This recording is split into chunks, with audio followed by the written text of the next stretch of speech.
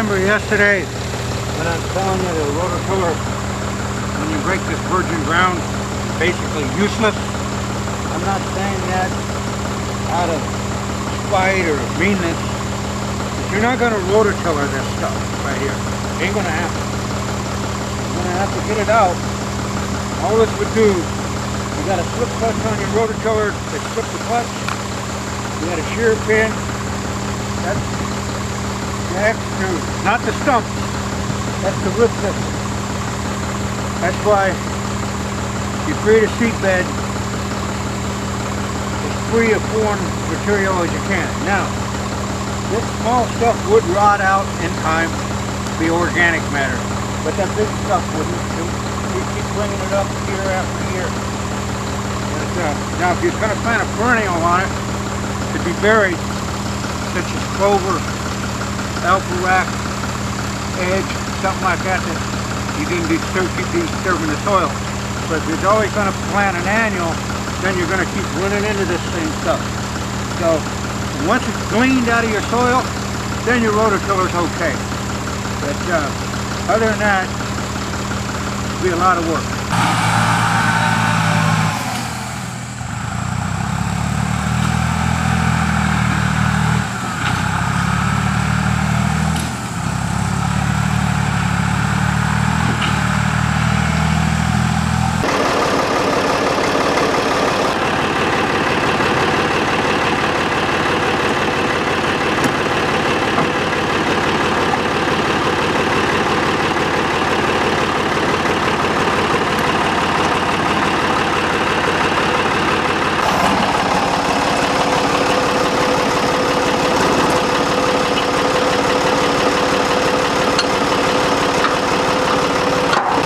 Okay, thanks to a good friend of mine, Jeff Dillon, out of Searsboro, Iowa. He gave me a half acre of winter greens, half acre tall tine tubers. You can plant them from the 15th, as it says on the back of that, 17. You read on the back of there, July 15th through September 1st, winter greens, and 17, oh wait, I got it on 17, July 15th to September 1st. Both of these you can plant earlier than what you're going to plant. You want to get as much as you can. So it's going to rain this week, so we're going to plant them. But here's what I'm trying to get at. This is a half acre. If you don't do a soil test, they recommend the 800 pounds, which would be 2 stacks of these. These are, this would be, let's see, 200 pounds, and this would be 200 pounds per half acre. If you're going to do an acre with them, which these are only a half acre size, if you were going to do a full acre, when you had 2 bags of them, you're going to need basically 8 bags of triple 13. $22 a bag. There's your $84, basically you got $100. So when you guys go to the big box store and you pick this seed up and you walk out the door, you just started spending money. Now, lack of fertilization and lack of soil preparation is the main 2 culprits people's food plots don't go. Hopefully you get the rain. But this is what's required without a soil test, and being this is a virgin plot down here, I elected to go with the maximum amount. The nitrogen is non-existent, and the potassium and the phosphorus, you know, the organic matter was high, but everything else was low. So we're going to go with the maximum amount. So it's getting hot. Let's get it dumped in there.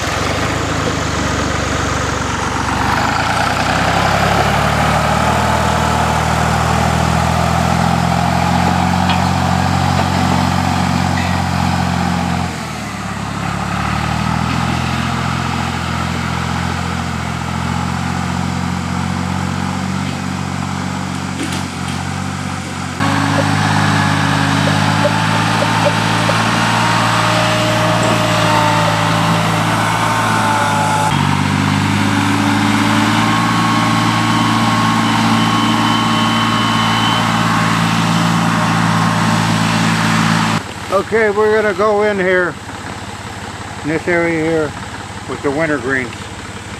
We're 224 feet long and 100 feet wide, 24,000 square feet. It's just a little under,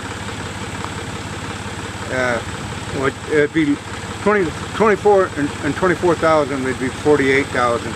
And so we're just a little over, it's 43,560 in an acre. So we're a few feet over, so we're just a little bit bigger. 22,000 square feet would basically be an acre, and we're 24,000. So we're 2,000 square feet over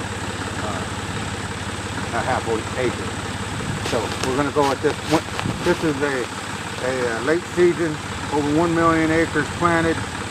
And we'll give it a go. I had good luck with it last year up on top, so let's see what happens this year.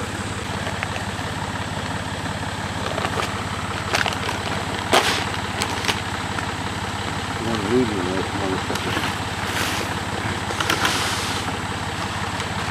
that ain't very much. That's it. Ain't a whole lot in there, is there? Nope.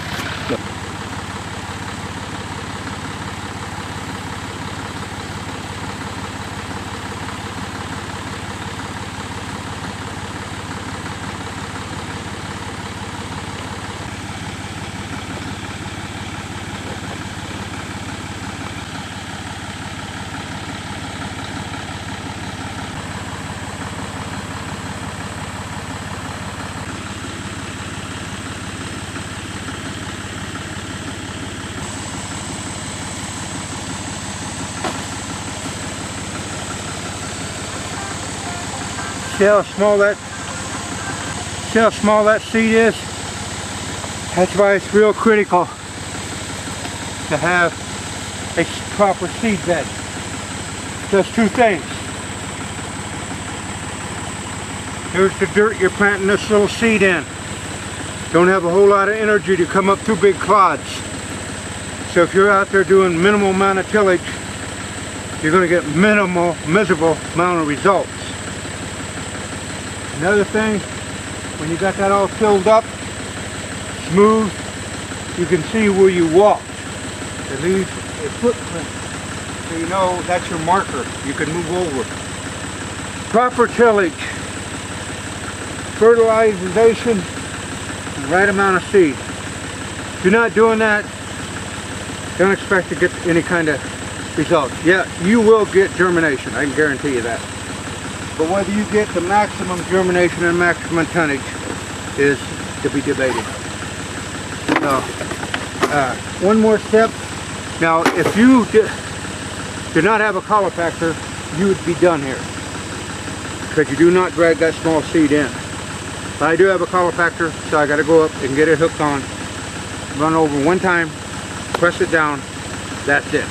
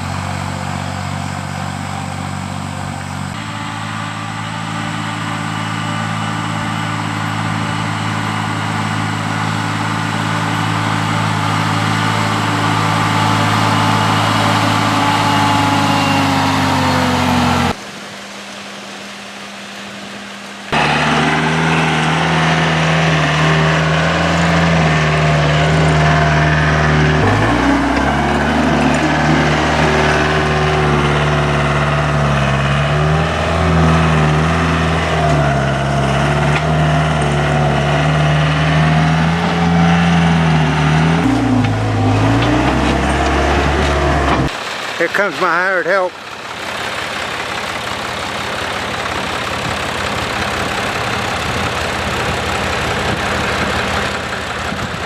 Yep, I got a good woman right there. I hope all you guys got one that good.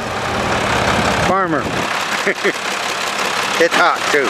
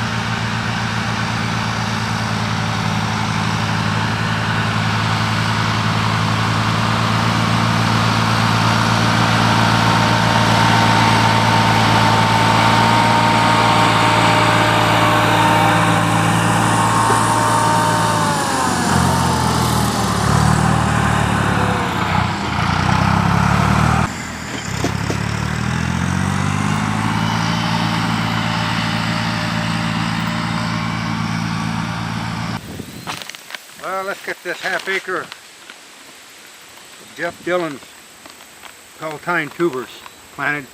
You see how I did that? That skid steer worked really cool. Getting in those corns, you can maneuver right around, and the dirt is perfect. So now is the time. But that was pretty cool. I never done that before, but you can make all kinds of hiding spots with the skid steer. Only problem is you have to deal with the residue, the corn stalks and stuff like that. You have to get them out of there because it's like hay. But well, let's get this planted.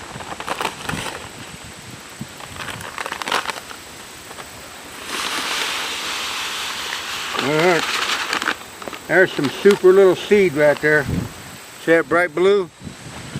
Oh, that's half acre, 3 pounds and a half acre. Do I look like I'm having fun? Think about that when it's 10 below zero come January.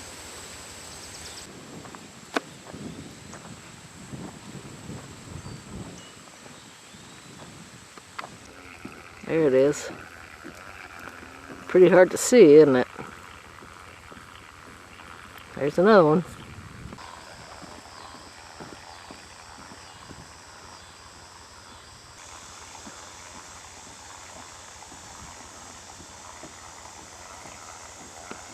Well, this is 24 hours later. Got a ½ inch of rain on this newly formed food plot, and thankfully we didn't get the gully washers that was just west of here flash flooding. You can still see the tire tracks and stuff out there, and I can see, if you look real close, I can see some of the tall tiny tuber seeds still on the ground. But you notice how fine that seed bed is? It has to be that fine, because when you're planting seed, as small as that little seed that's right at the end of my finger right there, you cannot have big dirt clods or a lot of residue on your field, because it's just not going to work right. Tillage, proper timing, the number one two allies that a person has in their control. So, and it's still raining a little bit. It's 3:30 in the afternoon. So we were up here tilling this up exactly 24 hours ago. And we don't need any more rain right now. And if it does, just keep raining like this. For you food plot enthusiasts, this apparatus right here, this colopactor, is one of your main components that you need to have. All it does is tuck the seed in. Doesn't do any cultivating. May throw just a skiff of dirt on it. But if you're going to put that small seed on, you need some sort of a colopactor. Now, with that said, if you have a four-wheeler, you can drive back and forth with those knobby tires. Just keep moving over it, and you'll get this pretty much the same result. But if you've got a big food plot, it's going to take a lot of time. These are worth their weight in gold. These are what seals the deal. Once again, the 345 is called into action. The 345 can handle everything. The 545 back there in the distance, the reason I have it down here is because I can hook up multiple equipment and I don't have to detach and reattach. So it speeds things up. But you could do it all with the tractor this size, 45 horsepower. Well, it's hot. Heat index is in the 100. We got a good wind. Today's the 4th of August. It's going to rain tonight. It's going to rain Saturday, and it's going to rain Sunday. So that's going to leave us one day Friday. It's time to get your fall food plots in the ground. Try to get as much rain on them as you can in August. People ask me why I don't have a seeder, 3-point seeder, because that's a waste of money. 99 and 99/10 of the time it's going to be sitting under a shade tree. You're going to use it once in the spring, you're going to use it once in the fall. And for $10,000 I can buy a lot of these and crank the seed on a lot better anyway. But, there's a couple more steps you got to do, but I got the tillage equipment to do it. As far as I'm concerned, one of those 3-point seeders is way waste of money, unless you're doing grandiose, big time, 10, 12 acres of food plots at a time. If you're just doing acreages like I probably have 10 acres total, it's not necessary to have a high dollar implement like that. This little bag is fairly cheap, $35, $40. And I go through a couple of them a year, but that's still a lot cheaper than having that kind of a 3-point seeder sitting under an oak tree or in the shed. That's a lot of money to plant a fruit plot with. And you notice this dirt is perfect. That's the way you want it. You guys aren't getting it that way, as I've said before. Tillage is 99% of your failures. Without proper tillage, you see that field? That's tilled. So let's get with it. It's hot and I'm tired of talking.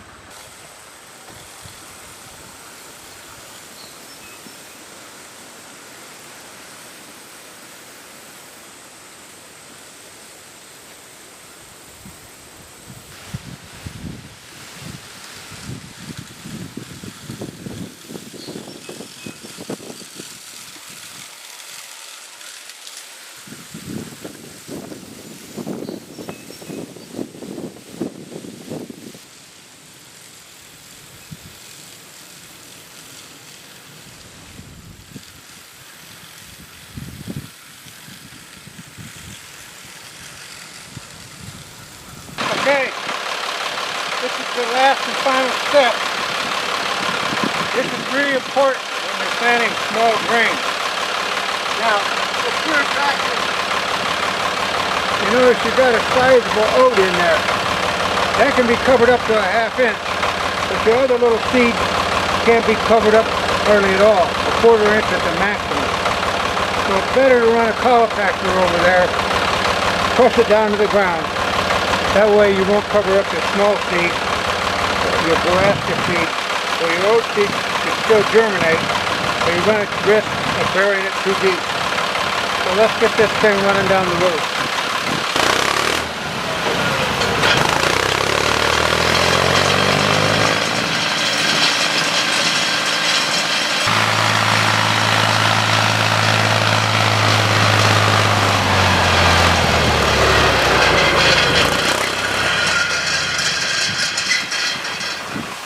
Well, there you have it. All fruit plots basically done. Just make sure on the small seed you don't cover it too much. Like I said, if you didn't have a colopactor, you can run your 4-wheeler over it by spacing over and over and over. Those little knobby tires that work the same as that colopactor. So that's it from the non-typical Norwalkian fall fruit plots accomplished. It's hot. I'm going to finish this up and get out of here. Best of luck to you.